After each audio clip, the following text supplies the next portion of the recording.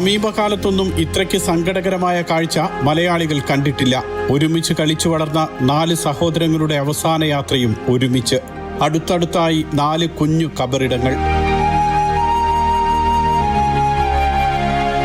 അബുദാബിയിലെ ആശുപത്രിയിൽ നടപടികൾ പൂർത്തിയാക്കി ഉച്ചയ്ക്ക് 2:30യോടെയാണ് തിരൂർ കിഴിശ്ശേരി സ്വദേശി അബ്ദുൾ ലത്തീഫിന്റെ മക്കളായ അഷസ് 14 വയസ്സ്, അമാർ 12 വയസ്സ്, അസാം 8 വയസ്സ്, 5 വയസ്സുകാരനായ അയാഷ് എന്നിവരുടെ മൃതദേഹങ്ങൾ ദുബായിലെത്തിച്ചത്.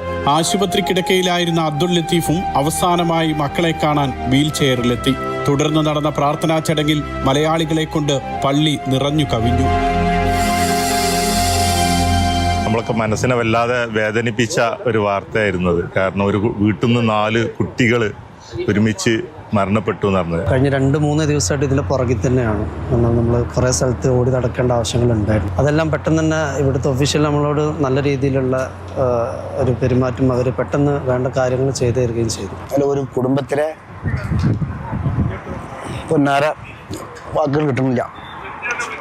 അത്രയും ചെറുപ്പത്തിലുള്ള കുട്ടികളെ കബറ് മറമാടി പോരുമ്പോൾ നമുക്ക് മനസ്സിൻ്റെ ഉള്ളിൽ വല്ലാത്തൊരു ബന്ധം. ലിവ ഫെസ്റ്റിവൽ കഴിഞ്ഞ് തിരിച്ചു വരുമ്പോഴാണ് കഴിഞ്ഞ ദിവസം അബ്ദുൾ ലത്തീഫും ഭാര്യ റുക്സാനയും മക്കളും സഞ്ചരിച്ച വാഹനം അപകടത്തിൽപ്പെട്ടത്.